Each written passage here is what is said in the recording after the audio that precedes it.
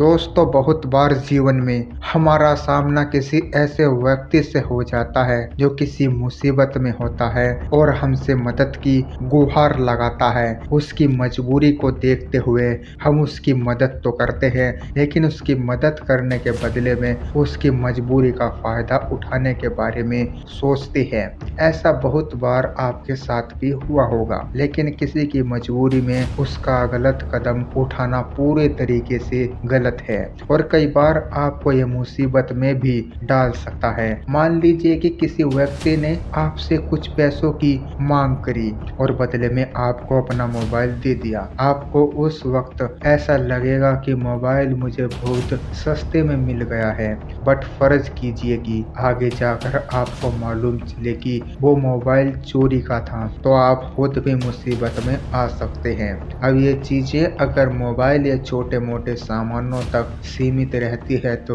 जायज था, लेकिन अगर ये चीजें अपनी हद पार कर दे तो आपको बहुत बड़ी मुसीबत में डाल सकती है। आज मैं जिस केस के बारे में बात करने वाला हूँ, इस केस में भी कुछ ऐसा ही देखने को मिलता है। एक 17 साल की लड़की जिसको शायद मालूम नहीं था कि वो किस राह पर चल रही है, वो जो मजबूरी थी और उसकी मजबूरी का फायदा तकरीबन 20 लड़कों ने उठाया और उसकी मजबूरी का फायदा उठाने के बदले उन 20 लड़कों को ऐसी सजा मिली जो मौत से भी बदतर थी। तो क्या है ये पूरी कहानी और क्या है इस पूरी कहानी के पीछे का सच, चलिए आज की इस वीडियो में जानते हैं। इस पूरे मामले की शुरुआत होती है उत्तराखंड के नैनीताल जिले के रामनगर इलाके से। यहाँ पर रामदत्त जोशी करके एक हॉस्पिटल है। यह बात है अक्टूबर 2024 की, जब इस हॉस्पिटल में दो लड़के आते हैं। वे डॉक्टर को कहते हैं कि डॉक्टर साहब,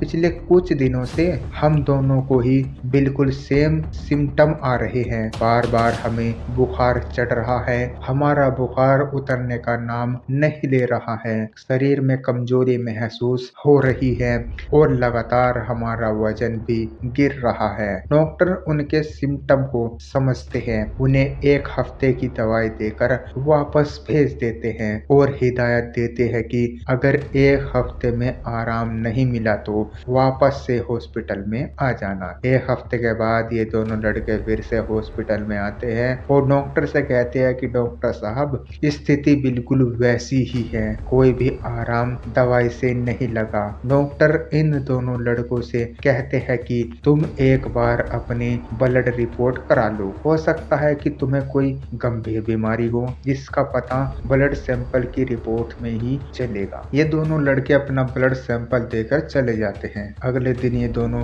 रिपोर्ट देने आते हैं तो रिपोर्ट देखकर ये दोनों लड़कों के साथ साथ डॉक्टर भी हैरान रह जाता है। इन दोनों लड़कों की उम्र तकरीबन 24 या 25 साल की थी और ये दोनों लड़के HIV पॉजिटिव थे। जैसे ही इन दोनों लड़कों को मालूम चलता है कि ये दोनों HIV पॉजिटिव हैं, इनके पैरों तले जमीन खिसक जाती है। डॉक्टर इनसे पूछते हैं कि क्या वो शादीशुदा है, तो ये दोनों कहते हैं कि नहीं, वो शादीशुदा नहीं है, ना ही वो किसी प्रकार का कोई नशा करते हैं, क्योंकि देखो HIV फैलने का जो मुख्य कारण है वो किसी के द्वारा यूज की गई कई सीरीज को अगर आप यूज कर लेते हैं तो फैलता है, या फिर अगर असुरक्षित यौन संबंध आप बनाते हैं तो उससे HIV फैलता है।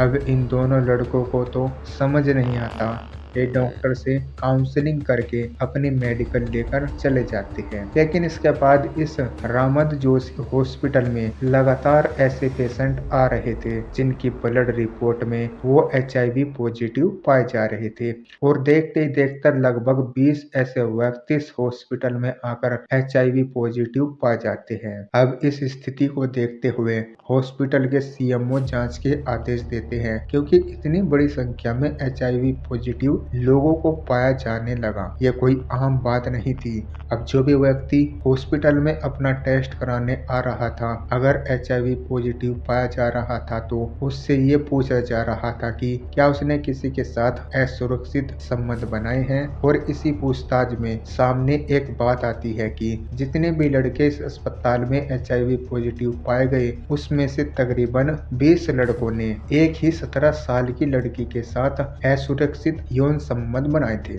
ऐसे ही डॉक्टर को यह मालूम चलता है कि एक 17 साल की लड़की के साथ तकरीबन 20 लड़कों ने शारीरिक संबंध बनाए थे और 20 लड़के HIV पॉजिटिव पाए गए। तो डॉक्टर तुरंत इसकी जो सूचना है नजदीकी पुलिस स्टेशन में देते हैं। अब इस खबर की गहराई में जब जाया जाता है तो उस लड़की के बारे में पुलिस को मालूम चल जाता है। दरअसल ये गरीब परिवार में रहने वाली 17 साल की लड़की थी और इस लड़की को नशे की बहुत बुरी आदत लगी हुई थी, जिसके चलते अक्सर उसे पैसों की आवश्यकता होती थी और इन पैसों की आवश्यकता को दूर करने के लिए वो अलग अलग मर्दों से संपर्क करती थी, उनसे पैसे मांगती थी और पैसे लेने के बदले अपना जिस्म उन्हें सौंप दिया करती थी। क्योंकि ये लड़की नशे की इतनी बुरी आदी हो चुकी थी कि इसे सही गलत का अंदाजा नहीं था और ये लड़की पहले से ही HIV पॉजिटिव थी। अब ऐसा करते करते 3-4 महीनों के अंतराल में इस लड़की ने लगभग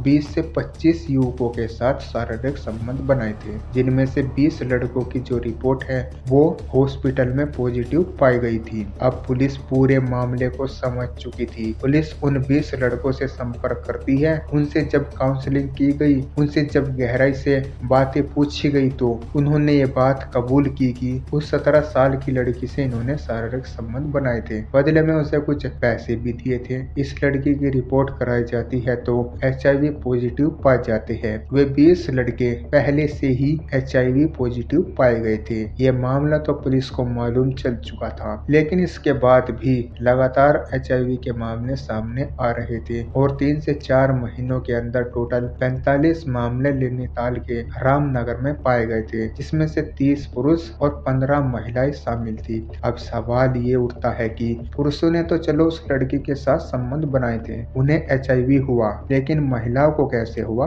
जिन युवकों ने उस 17 साल की लड़की के साथ संबंध बनाए थे, उनमें से कुछ शादीशुदा भी थे, जिन्होंने बाद में अपनी धर्म पत्नी के साथ शारीरिक संबंध बनाए, जिससे वो भी HIV पॉजिटिव हो गई। अब पूरा मामला खुल चुका था। मामला एक माइनर लड़की के साथ दुष्कर्म का था। उन 20 लड़कों को भी हिरासत में ले लिया जाता है। बाद में जाकर उनके ऊपर कुछ कार्रवाई की गई। साथ ही उस 17 साल की लड़की को भी बाल सुधार गृह में भेजा गया, उसका इलाज भी वहां पर किया गया। ये अक्टूबर 2024 का मामला है। हमारे देश के न्यूज चैनल्स ऐसी खबरें अक्सर नहीं दिखाया करते, लेकिन आप तक यह खबर पहुंचाना बहुत ही जरूरी है। जैसा कि मैंने वीडियो के शुरुआत में बताया कि कई बार किसी की मजबूरी का गलत फायदा हम उठा लेते हैं, जिसके बदले में हमें बहुत बड़ी सजा भुगतनी पड़ती है। ये जो 20 लड़के पाए गए थे, इन्होंने भी उस लड़की की मजबूरी का फायदा उठाया। उसे नशे की लत थी, उसे पैसे की जरूरत होती थी,